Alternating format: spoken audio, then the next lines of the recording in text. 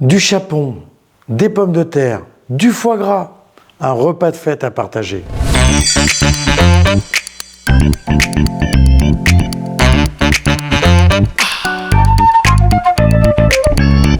Pour vos fêtes de fin d'année, eh bien, on va faire du chapon. Chapon, souvent, une volaille très grosse, compliquée à désosser, compliquée à cuire entière. Là, cette recette-là, elle va vous simplifier la vie. On va utiliser un demi-chapon. Alors, si vous ne savez pas désosser une volaille, je vous invite à regarder. J'ai fait un petit tuto sur le désossage d'une volaille. Ça peut vous aider. Là, cette recette-là, on est pour un demi-chapon. Ça fait au minimum 4 à 5 personnes. Je fais avec un demi parce que ma cocotte, j'en ai pas de plus grande. Je vous aurais bien fait avec un chapon entier, mais j'ai que des petites cocottes. Alors, on va travailler avec un demi-chapon, ce qui est déjà pas mal. On est sur un petit demi-chapon. On est sur un chapon qui doit faire dans les 3 kg. Donc c'est petit pour un chapon. Normalement, c'est 3,5 kg, 4 kg. Comme on est dans une période de fête, quand on a le chapon, en général, c'est les fêtes de fin d'année, on va la marier avec du foie gras pour bien nourrir la pomme de terre. On est sur 300 g de foie gras pour la recette. Foie gras cru que j'ai coupé en escalopes. 1 kg de pommes de terre coupées finement en lamelles, soit à la mandoline, soit avec le robot et la petite lame. Et pour coller, j'appelle ça coller, pour monter mes étages et que ma chair tienne bien à mes pommes de terre, à ma chair de chapon, j'ai fait une petite farce. C'est le même principe que la farce des tomates farcies, c'est-à-dire un peu de chair de porc ou de veau, si on ne veut pas manger de porc si c'est trop gras, mélangé avec un peu de foie de volaille, œuf, mie de pain. Recette de la tomate farcie. C'est exactement la même farce. C'est assez souple et ça va me permettre de coller ma viande avec mes pommes de terre.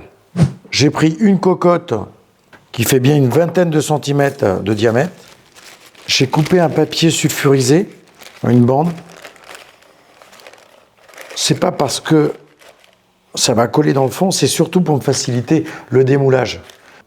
Je la mets dans le fond, je vais assaisonner mes pommes de terre, sel. On va bien poivrer. Vous voyez, on a même une petite couleur, faut bien poivrer.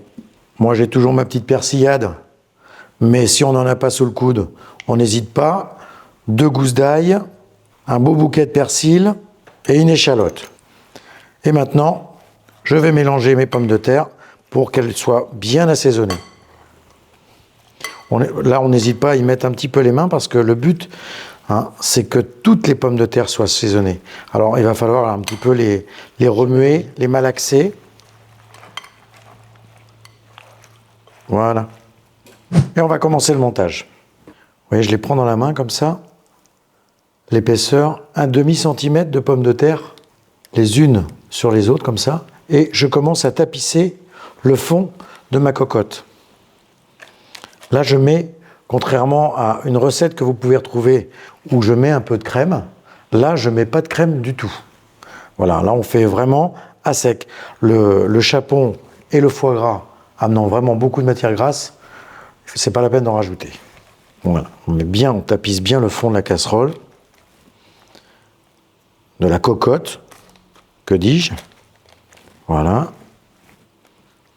Une belle épaisseur. Maintenant qu'on a fait la première couche, je mets sur le côté.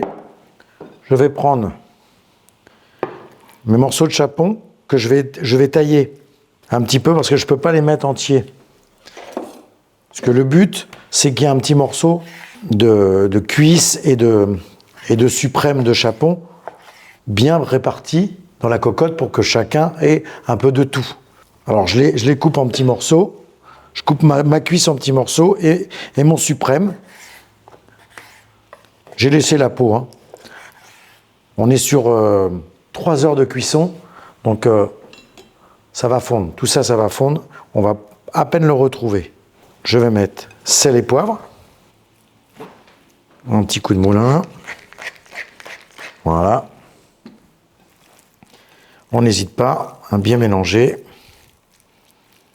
Voilà, ça c'est fait. Maintenant, on reprend notre base de pommes de terre et on y va. On intercale un peu de cuisse, un peu de suprême. bien dans le fond, bien plaqué sur la pomme de terre. Et voilà. Et c'est à ce moment-là qu'on ajoute, ou alors on peut le mettre avant ou après, mais il faut qu'il y ait au moins la farce sur un des deux côtés. Je vais prendre des petites parties comme ça, je les écrase dans ma main et je les pose sur ma viande. Ce qui va me permettre de coller toutes mes parties de ma volaille entre elles. Parce qu'on n'a pas mis d'œuf, hein. Donc si on veut que quand on coupe, la volaille ne s'échappe pas dans le gâteau de pommes de terre, eh bien, il faut l'aider un petit peu à se tenir. Et c'est le but de notre farce, là. Je l'écrase bien et je veux qu'il y en ait partout. J'hésite pas à tasser, hein. Voilà. Maintenant, on continue avec les pommes de terre. Même procédé que tout à l'heure.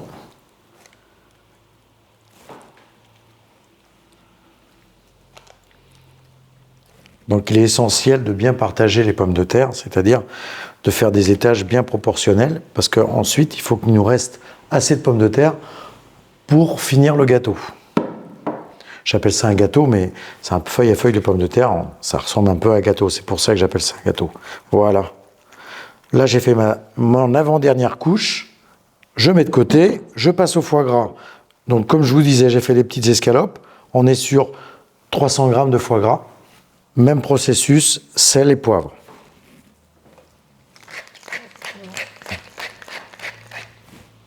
Les escalopes, si on voit qu'elles sont un peu trop épaisses, on n'hésite pas, on écrase un peu. Moi, ce que je veux, c'est que ça tapisse toutes mes pommes de terre. Je ne veux plus les voir. Là, voilà, on a vraiment un repas de fête.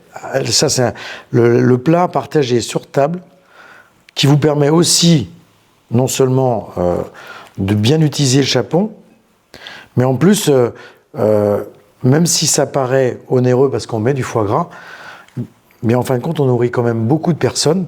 C'est un plat convivial où ça va être quand même si on a des produits nobles, ça va rester quand même économique. Donc je vous invite à faire ce petit plat pour les fêtes, vous n'allez pas le regretter. Après, si ce n'est pas la période du chapon, on peut très bien le faire avec un bon poulet fermier. Voilà, maintenant que j'ai tapissé de foie gras, eh bien on va finir avec la dernière couche de pommes de terre. Allez, c'est parti.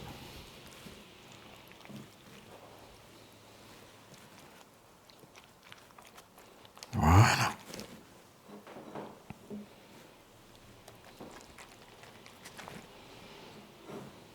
Là, j'ai un petit peu d'eau amidonnée. J'hésite pas, je vais rajouter ça dessus. Voilà, ça va permettre de pas avoir trop de pommes de terre qui vont griller dans le four, parce que comme on part sur... on n'est qu'à 150 degrés, mais on part quand même sur 3 heures de cuisson. Hein.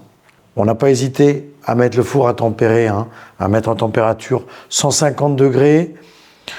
On va enfourner ça avec un couvercle 3 heures, mais au bout de 2 heures, on y jette un petit coup d'œil quand même, pour voir si tout se passe bien. Parce que selon les fours, ça peut chauffer un petit peu plus fort. Alors on n'hésite pas à regarder. Allez, on se retrouve à tout de suite.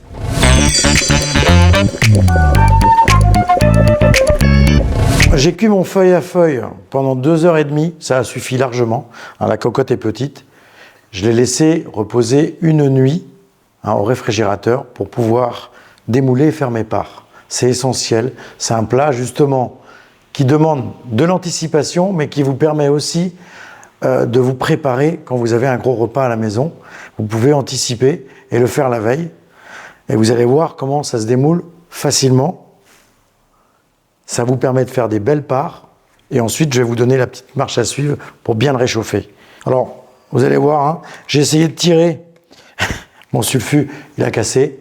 Normal, hein, avec l'humidité, ça a cassé, c'est logique. Par contre, on voit bien que ça aide quand même à bien le décoller. On sent bien qu'il n'a pas bien accroché dans le fond. Donc, je passe un petit coup de lame tout autour. Voilà. Et là, j'hésite pas, on y va. Tac. Normalement, ça sort tout seul. Voilà. Regardez comment c'est joli tout ça. Alors il y a une plus belle couleur dessous que dessus. Bien caramélisé. Là on va y tailler des parts. Des belles parts. Oh là là, ça m'a l'air d'être excellent tout ça. Et voilà notre belle tranche. Regardez comment on peut apercevoir ce morceau de chapon, la petite farce, pommes de terre, foie gras, farce. Un peu de gras forcément parce que avec le chapon et le foie gras on a un petit peu de gras, mais au contraire ça a bien nourri la pomme de terre. Hein, c'est un peu figé parce que forcément je l'ai fait la veille, donc on a le gâteau qui tient bien. Justement, c'est essentiel. Le but c'est de trancher toutes vos parts à froid pendant que le gâteau là il vient d'être démoulé, qu'il est bien ferme. Vous tranchez toutes vos parts. Alors si vous êtes 6, c'est en 6, si c'est en 8, ça c'est vous qui voyez. Vous les mettez sur un plat et vous les réchauffez tranquillement au four, chaleur tournante, 120 degrés, une trentaine de minutes. Même si ça reste 10-15 minutes de plus, baissez la température de votre four, ça ne va pas bouger, ça ne va pas recuire essentiel, ça ne va pas faire trop de cuisson, hein, c'est déjà une cuisson basse température, vous n'aurez pas de problème. Mais par contre, le fait d'avoir tranché d'avance à froid, c'est essentiel pour avoir des belles parts comme ça et de ne pas vous ennuyer pour le service. Vous servez ça avec une bonne sauce aux champignons, sauce morille, une sauce au cèpe, ce que vous avez envie. J'ai quelques recettes sur les sauces, je vous invite à les regarder. Une petite purée de butternut ou de potimarron pour mettre un petit peu de couleur. Et puis après, il n'y a plus qu'à ouvrir les cadeaux. On va passer à table d'abord. Merci d'avoir partagé ce moment avec moi.